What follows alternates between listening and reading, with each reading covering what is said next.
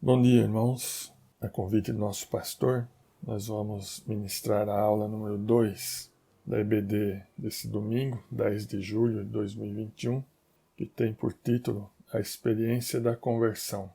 E o texto base é o Evangelho de Lucas, capítulo 19, que vai do versículo 1 ao versículo 10. Mas antes de iniciarmos, nós vamos orar. Oremos.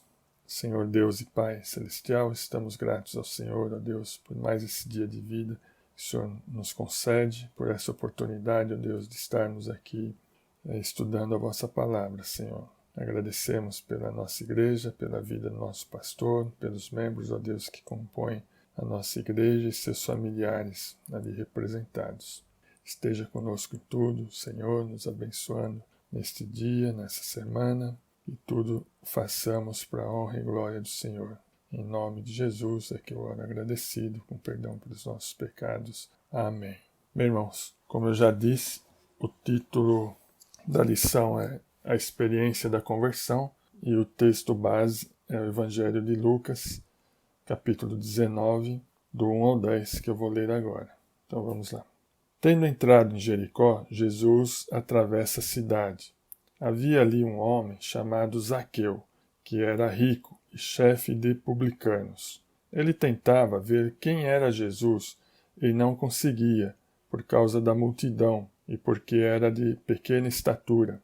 Correndo na frente, subiu num sicômoro, a fim de vê-lo, pois Jesus tinha de passar por ali. Quando chegou àquele lugar, Jesus olhou para cima e disse-lhe: Zaqueu, desce depressa, porque hoje tenho de ficar em tua casa. Então ele desceu rapidamente e o recebeu com alegria. Ao verem isso, todos criticavam, dizendo: ele foi ser hóspede de um homem pecador. Zaqueu, porém, levantando-se, disse ao Senhor: Vê, Senhor, darei aos pobres metade dos meus bens, e se prejudiquei alguém em alguma coisa, eu lhe restituirei 4 vezes mais. Disse-lhe Jesus: Hoje a salvação chegou a esta casa, pois este homem também é filho de Abraão, porque o Filho do Homem veio buscar e salvar o que se havia perdido. Amém. Esse é o texto base. O autor da nossa lição faz uma introdução onde ele cita o dicionário Almeida, que diz o seguinte sobre conversão.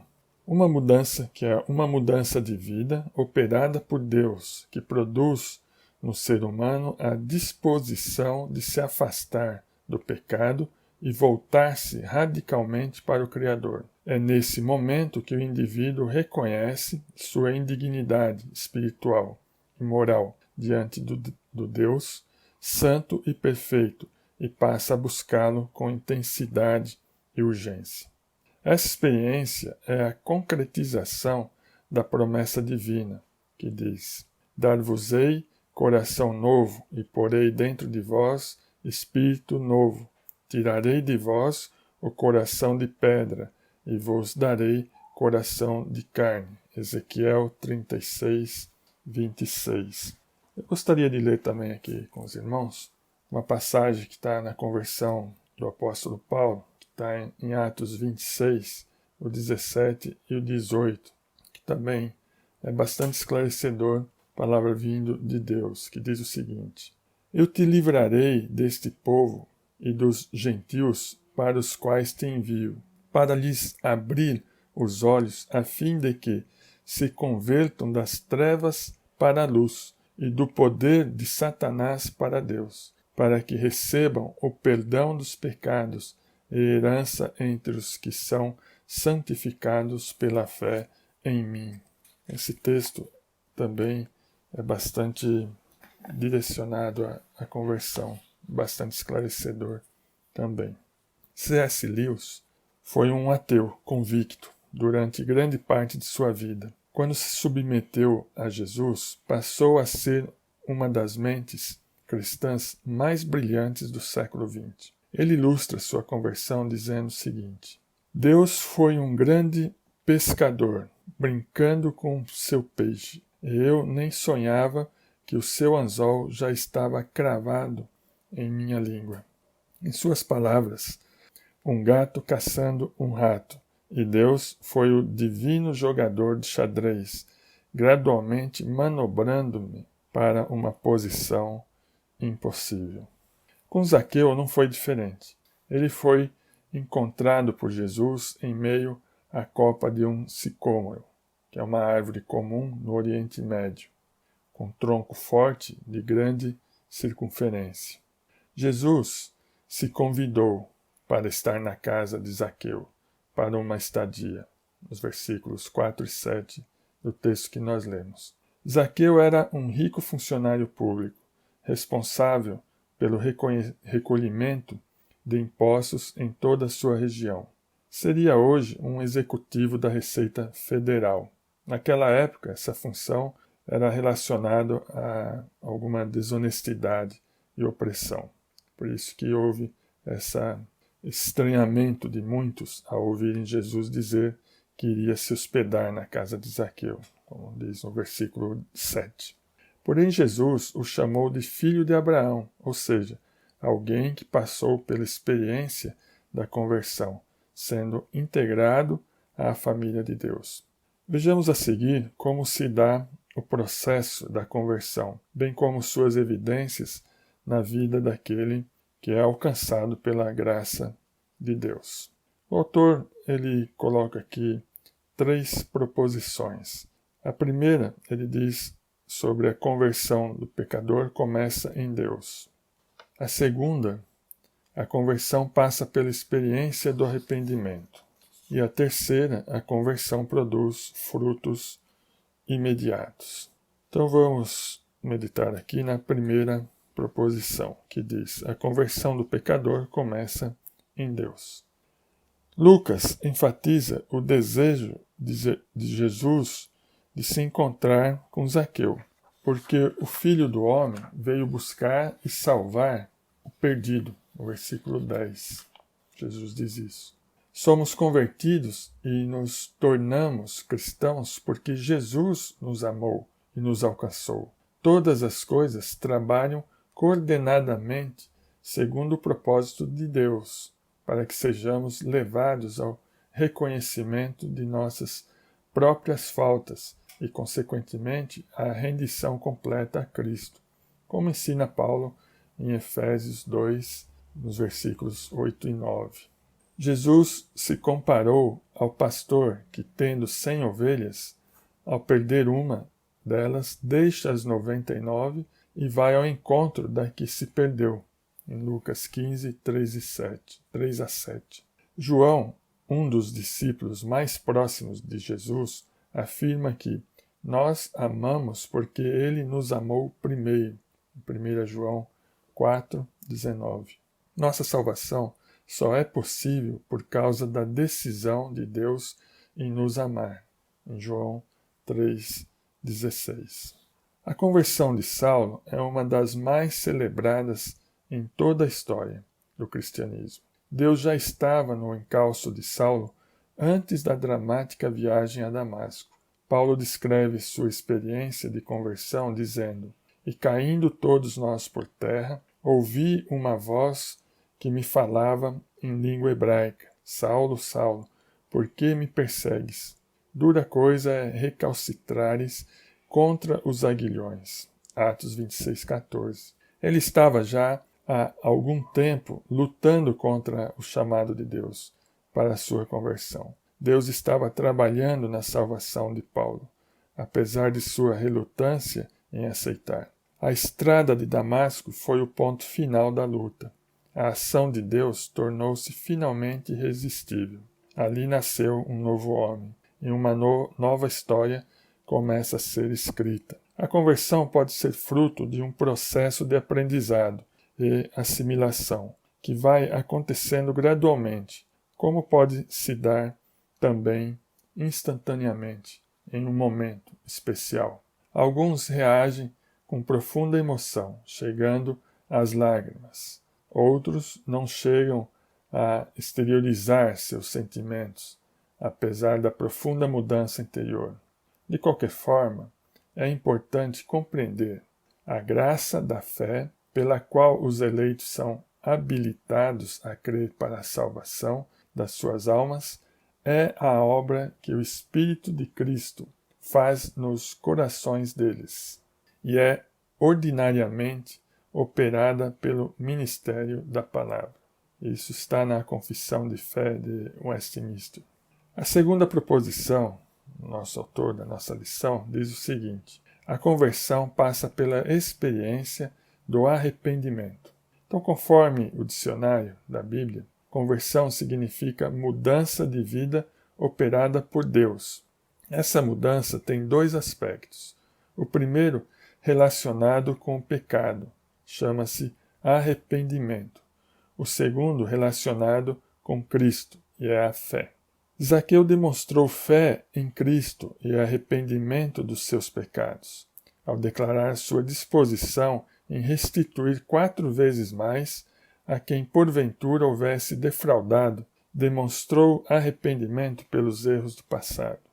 Ao pregarem o Evangelho, por ocasião daquele Pentecostes histórico, quando aproximadamente 3.000 pessoas se converteram, os apóstolos ouviram a seguinte indagação da parte de pessoas que haviam sido tocadas pela graça de Deus: que faremos, irmãos? Pedro então respondeu: arrependei-vos, e cada um de vós seja batizado em nome de Jesus Cristo para a remissão dos vossos pecados, e recebereis o dom do Espírito Santo. Atos 2, 37 e 38. Pedro enfatizou a necessidade do arrependimento. O arrependimento é o primeiro canal de entrega do coração a Deus. É o reconhecimento pelo pecador de que é rebelde contra Deus. É a declaração de coração do seu desejo de ser justificado em Cristo. É importante ressaltar, porém, que a eficácia da conversão se deve aos méritos de Cristo e é levada a cabo pelo Espírito Santo. Algumas passagens que afirmam essa condição, em João 1, 12, 13, Romanos 8, 16, 1 Coríntios 12, 13. Sobre isso, diz a Confissão de Fé de Westminster. Diz o seguinte: os que Deus chama eficazmente, também livremente justifica. Essa justificação não consiste em Deus infundir neles a justiça, mas em perdoar os seus pecados e em considerar e aceitar as suas pessoas como justas. Deus não os justifica em razão de qualquer coisa neles operada ou por eles feita, mas somente em consideração à obra de Cristo, não lhes imputando como justiça a própria fé, o ato de crer ou qualquer outro ato de obediência evangélica, mas imputando-lhes a obediência e a satisfação de Cristo, quando eles o recebem e se firmam nele pela fé, que não tem de si mesmo, mas que é dom de Deus. Então nós morremos com Cristo e ressuscitamos com Cristo. A obra não tem nenhum mérito nosso. A obra é totalmente do Senhor Jesus. A obra é totalmente de Deus, a salvação. A terceira proposição do autor dessa lição diz o seguinte: a conversão produz frutos imediatos. Então Zaqueu confessou a Jesus como Senhor, versículo 7. Em seguida, declarou sua intenção de abrir mão de metade de seus bens em favor dos mais carentes, bem como a correção quádrupla de qualquer extorsão que possivelmente tivesse cometido. Ouvindo isso, Jesus qualificou suas ações como frutos imediatos de sua conversão. Isso está no versículo 9. A demonstração de fé através de atos piedosos e o serviço a Deus são evidências claras de que fomos alcançados pela graça de Deus. O convertido passa a ter o desejo de caminhar segundo Deus, segundo a vontade de Deus. Passa a viver não para si, mas para a glória do Senhor, para a glória de Deus. Tiago ensina que se não houver obras, não há fé genuína. É impossível ser impactado pelo amor de Deus e não manifestar esse amor através de atos de bondade e caridade. Podemos confirmar isso em Tiago 2, 14 e 17. Paulo, ao escrever aos Efésios, declara que os crentes são criados em Cristo Jesus para boas obras, as quais Deus de antemão preparou para que andássemos nelas. Efésios 2:10. A palavra de Deus sempre enfatiza que as obras são consequências da conversão, e não o preço a pagar para sermos salvos. Nada existe no homem que possa fazê-lo merecer a salvação. Isaías declara que todos nós somos como um imundo, e todas as nossas justiças como trapo de imundícia. Todos nós murchamos como a folha, e as nossas iniquidades como um vento nos arrebata. Isaías 64:6. A experiência da conversão é um ato de Deus que produz arrependimento em nosso coração e muda o foco de nossa vida. Agostinho de Hipona atribuiu sua conversão puramente à graça de Deus, que diz o seguinte: Tu me chamaste, gritaste por mim e venceste minha surdez. Brilhaste, e teu esplendor pôs em fuga a minha cegueira. Exaltaste teu perfume, respirei-o, e agora suspiro por ti. Eu te saboreei, e agora sinto fome e sede. Tocaste-me, e o desejo de tua paz me inflama. Bem, o autor ainda coloca duas questões para meditarmos e respondermos no interior de nossos corações. As duas perguntas são as seguintes. Primeiro, você acha que existe arrependimento falso? E a segunda, quais são as evidências da sua conversão? Bem, irmãos, essa era a lição então, deste domingo. Agradeço a Deus pela oportunidade, ao pastor pelo convite e desejo a todos os irmãos um bom final de semana e uma boa semana. Em nome de Jesus. Amém.